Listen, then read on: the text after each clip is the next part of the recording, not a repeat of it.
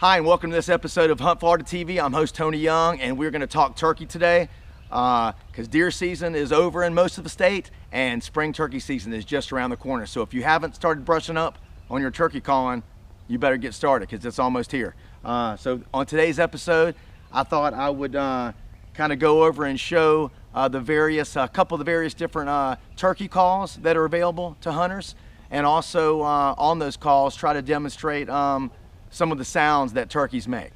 You know, it's always a good place and always a good time to practice your turkey calling. I do it a lot, maybe driving to and from work in my truck, you know, when I'm by myself and not bugging anybody else. But also, you know, you really want to be outside too. I'm in my backyard this morning, and the sounds that you make are going to be a lot more realistic, you know, to the environment, and it's going to be more of the sound, the true sound that a turkey's going to hear you make. So anyway, let's get started. We're going to talk about three kinds of turkey calls, and there's more than three, but these are probably the three main ones.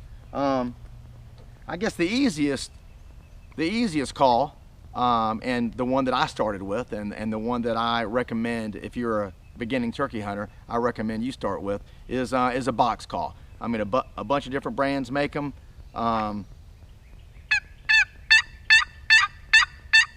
You know, real easy to use. So this is something that you need to have in your turkey vest when you're going turkey hunting. And again, one of the first calls I suggest using. We also got a slate call with a striker. What you got to do with that, and I should have said, you're supposed to, and this one's pretty well chalked up, but you're supposed to kind of, you know, you can take some chalk from your kid's chalkboard or something from the classroom, but you can chalk these edges right here, these rails. That makes it sound better. And on these slate calls, you want to rough them up, maybe with some sandpaper, and you don't want them to get wet. If they get wet or they get any kind of like a oil or grease on them, then it's not going to work, because it's a friction call, and you need there to be friction, and it needs to be dry and free from oils and stuff. So you take some sandpaper or something like that, or like a Brillo pad, kind of rough it up like that, and then you also need to make sure that the tip is pretty clean too, where you're not touching it with your fingertips, you know, because your fingertips have oil on it. So you want to try to avoid touching the tip of that and the surface of that. The next call, the last call, which is I guess the hardest to master, but I mean, it's a great call if you can master it, because it's a mouth call, or a diaphragm call as they call it. Let's see if I can put this up close to you. You can see it's got latex reeds right there, and this one actually has 3 of them. And when you blow, you put this in your mouth, when you blow air through it, the vibrations make those reeds you know, open and close upon one another, giving it great tone, and you can create a lot of rasp that a lot of old hens have. So anyway, it's you know, if you can master that, great, but you don't have to. You've got a box call, you got a slate call, and then if you progress further, you can start working with a mouth call. And it's nice because, you know, you can actually be making a call in your mouth with your gun, you know, ready. And these other calls, you know, you have to have your gun on the ground or in your lap. So it's a good thing to do. Let's see. Let me get a drink here. Let's talk about let's talk about the various different calls that turkeys make. And you know, you don't have to be able to make all of these calls. I mean, I don't know how to make all of the calls, but I know how to make most of them. And you know, you don't have to be able to make all of the calls to be a good turkey hunter and to be able to call a turkey into you. So you know, it's really, you know, we're going to get into calling in just a second, but you know, turkey hunting is to be successful in turkey hunting, you know, it's more about hunting position than being a great turkey caller. I mean, you've got to be hunting where birds are, so you've got to have done your scouting. You've got to be in a position where birds are. You've got to know, where they are and where they're going, and then either be there waiting for them or be somewhere in between. I'm talking about, like a roosting area and like a feeding area or a strut zone. But, hunting position like that will get you a lot more turkeys on the ground than being a great caller. And hunting where there's no turkeys, obviously, and that's kind of common sense. But, a great caller isn't going to call a bird. It's a lot harder for a great caller to call a bird from 500 or 600, 700 yards away than it is for you to be right there within 100 yards of a turkey. And sometimes, and the old expression, everybody's heard it, but it holds true in turkey hunting: less is more. You can't hardly mess up a turkey hunt by not calling enough, but you sure can mess up your hunt by calling too much. So keep that in mind. So again, that should be good news for beginning turkey hunters, that you don't have to break out a whole plethora of sounds and do all this aggressive calling to get a turkey. And sometimes that'll work to your detriment and actually make the turkey bug out and go the other way. So anyway, with that being said, I guess most of us like to go early in the morning. We'll get there well before first light, and we try to get within 100 or so yards of where we think they're roosting. And I guess the first call that you can make while before it's light enough, turkeys will pitch down from their roost when it's light enough for them to see. And so on kind of foggy mornings like we have this morning, they might stay on the roost a little bit longer. But when it's clear enough for them to see, they'll pitch down. But before that, if you want to kind of see if they're, if you want to try to locate a gobbler, you can do kind of a what's called a tree yelp. That's just a really soft yelp. Let's see if we can try it on this right here. Get a little bit closer here.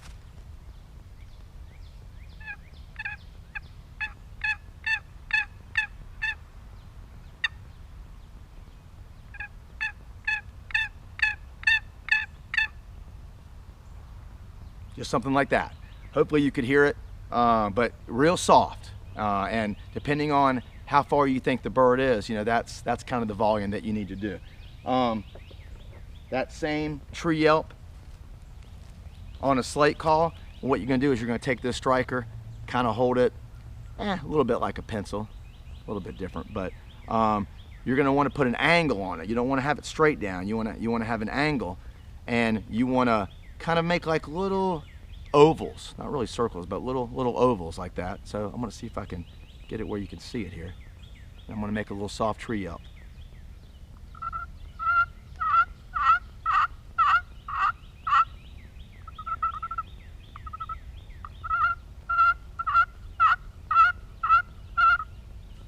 Just something like that, just real soft.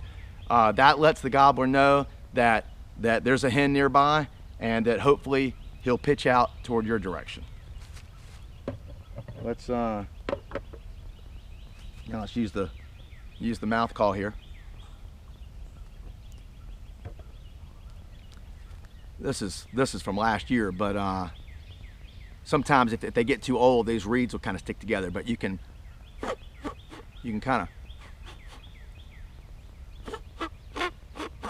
of blow them a little bit and kind of open them up. Put it on the roof of your mouth, and you kind of, it's hard to explain. You really have to put one in your mouth and really, you've got to sound bad for a while before you actually start to sound good. But you kind of want to make like a choke, choke, choke, choke, or a chirp, chirp, chirp, chirp. That kind of vowel sound is what you're doing, and you're bringing that air up, running it across that reed. So, but you put it up in the roof of your mouth. Let me see if I can do a soft tree yelp right here.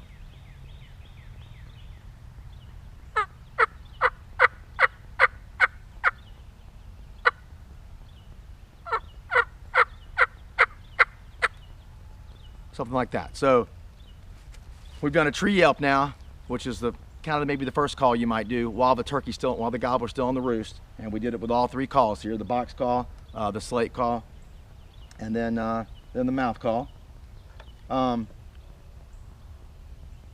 Another call you can do, which I can really only do on a mouth call. I know there's some people that can do them on the other ones, but I can really only do it on a mouth call. But that's a fly down cackle. And they also make this sound when they're flying up to the roost. So flying down from the roost, flying up from the roost. That's right maybe when you think it's almost getting light enough to where they can see, enough to where they're about to pitch down. You can, they make like it's kind of like cutting, which we'll go over later, but it's a little bit more sporadic. Let me see.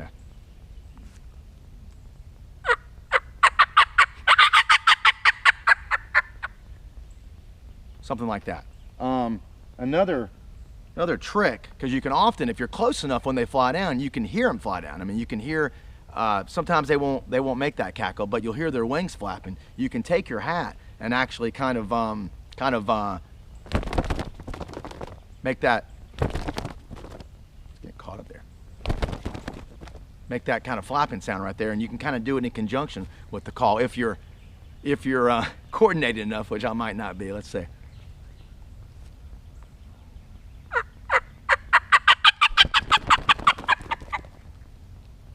Something like that. So the turkey can hear that it sounds like a hen is flying off the roost, because they can hear the wings flapping, or what they think is their wings flapping, and they can hear that cackle sound. So that's the fly down cackle.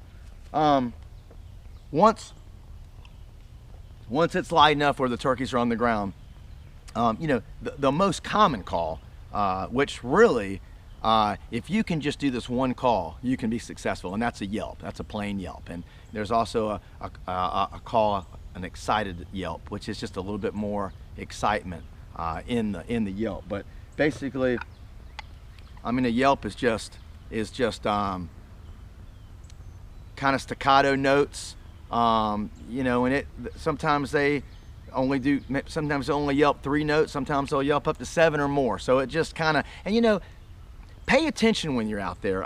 Listen to other hens. I think it's a good idea to try to mimic the woods, mimic what the, you know, on a morning like this that's real foggy like this, and there's a lot of, you know, the humidity is real high.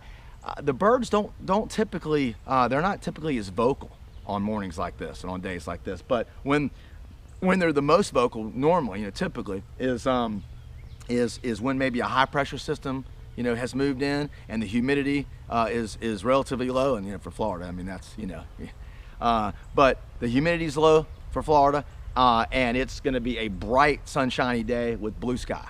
You know, those kind of mornings is when, and especially if it's like even cooler, you know, like maybe a cool spring morning where it's the temperatures are pretty crisp. They really like to be vocal on mornings like that, and on days like that. But pay attention. You know, if the hens aren't making a whole lot of noise, you know, if they're not talking a whole lot, then I don't think you should talk a whole lot. You know, try to copy them, try to mimic them. If they are vocalizing a lot, then feel free to vocalize right along with them.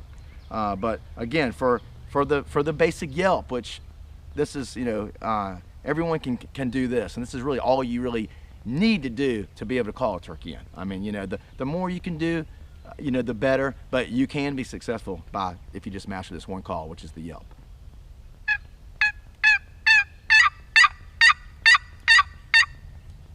Something like that, you know. And it's the same as the tree yelp that we did earlier, but just a little bit louder. So, like this.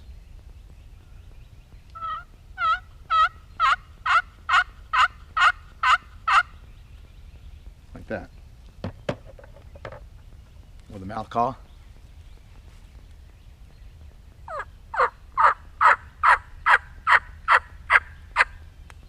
And again, I'm going choke, choke, choke, choke, choke, choke. That's how I'm able to make that sound right there.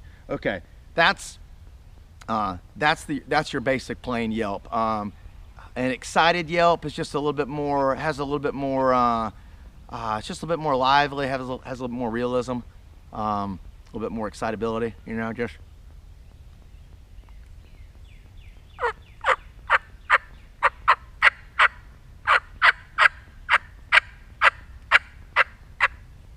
You know, maybe vary it a little bit.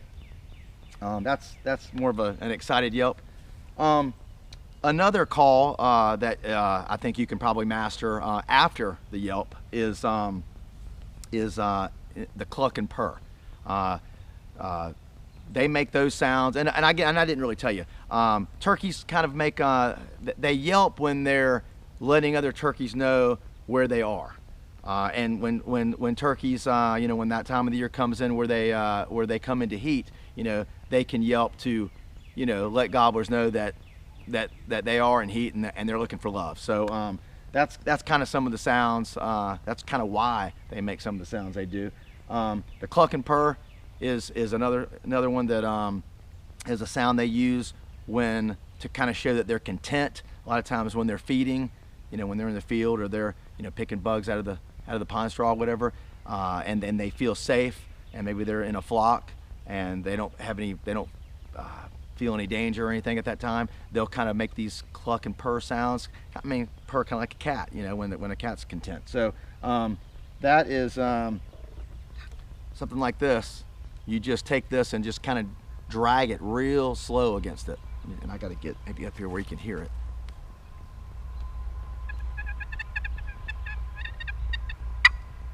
That's the cluck there.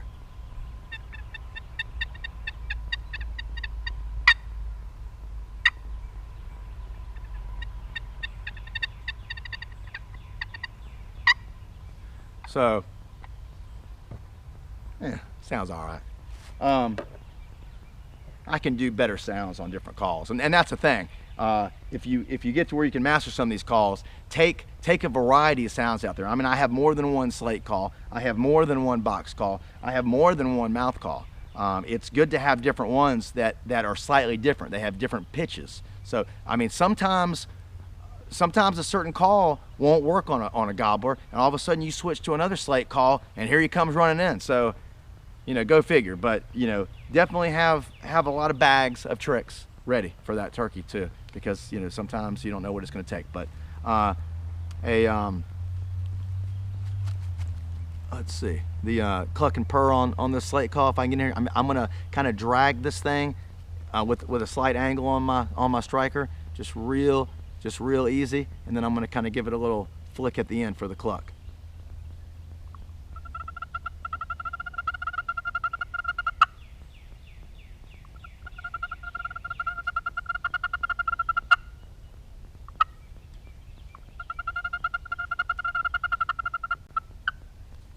All right, hopefully you could hear that. And with the mouth call,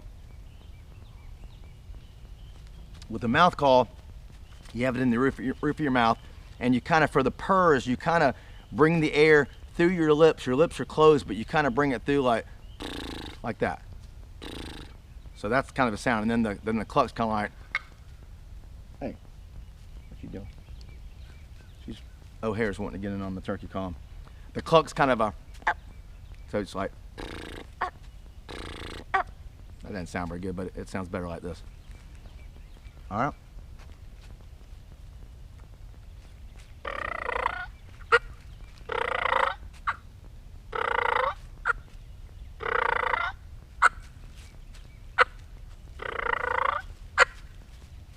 Like that. So that's the cluck and purr on all three calls.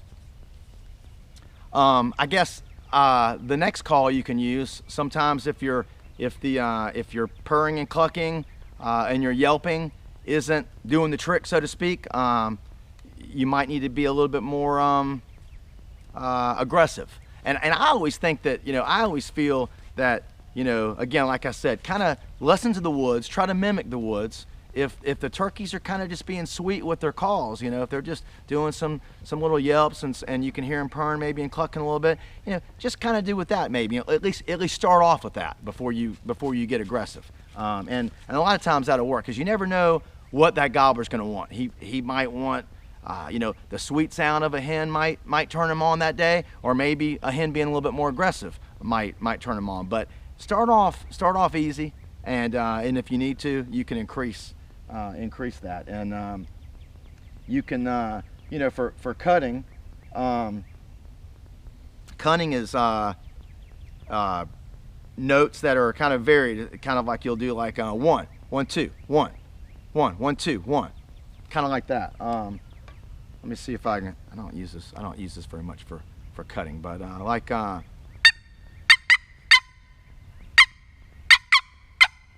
didn't sound all that great, but anyway, that's how to do it. With this, you can actually take this thing and actually hit it on it, like such, and it'll reach out there.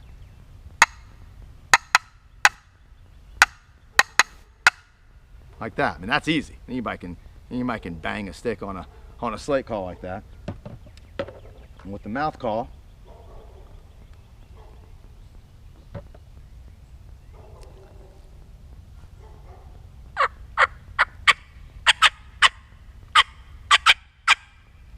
like that. So that's cutting right there.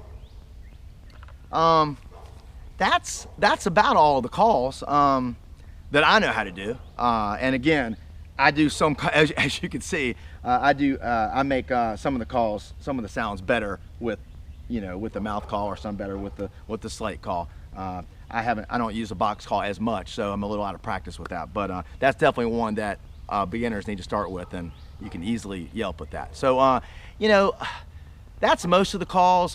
There's another call called a kiki run, which I don't know how to do yet. It's a real high-pitched sound. You hear that a lot in the fall, but you can also hear it in the spring. On a future episode, we'll get my buddy Scott Ellis on HuntFlorida TV, and we'll let him show you how to do a kiki run, because he can do all of them really well. All right, that's most of your turkey calls right there. But there are a couple calls you can use. For instance, if the turkey is if the turkey's roosted, either it's still early in the morning and he's still up on the tree, or maybe it's late in the evening and you're wanting to locate a bird so that you can come back the next morning and set up on them. Sometimes you might not want to use a turkey call, and you might want to use like an owl call. What you can remember to make this sound is, who cooks for you, who cooks for you all. So it's kind of like, and sometimes owls don't do the whole. Sometimes they don't do it as long. Sometimes they do shorter ones. But it's kind of like this.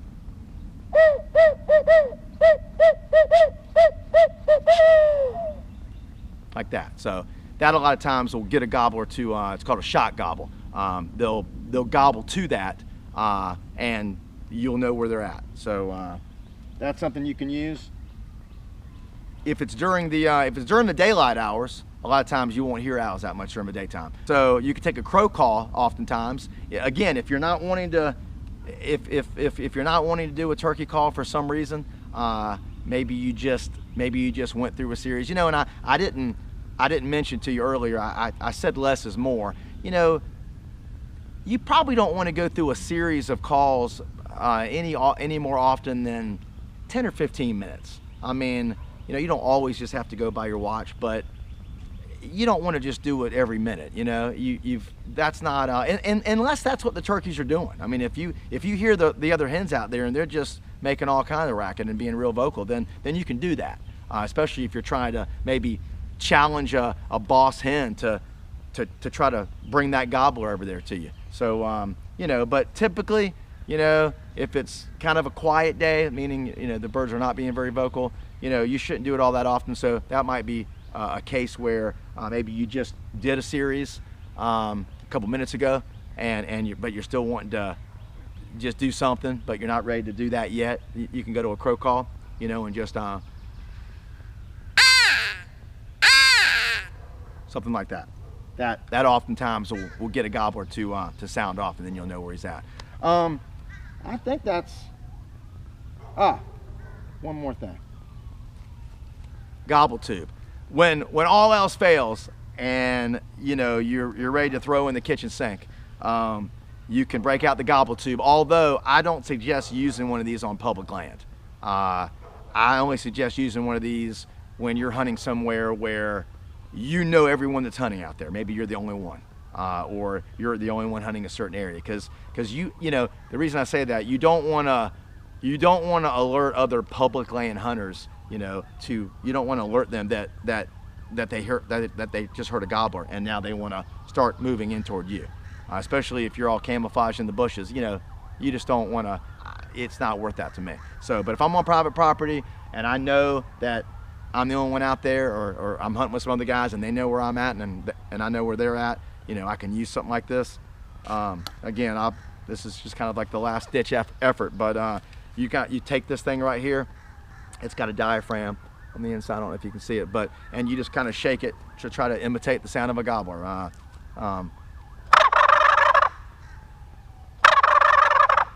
Something like that. So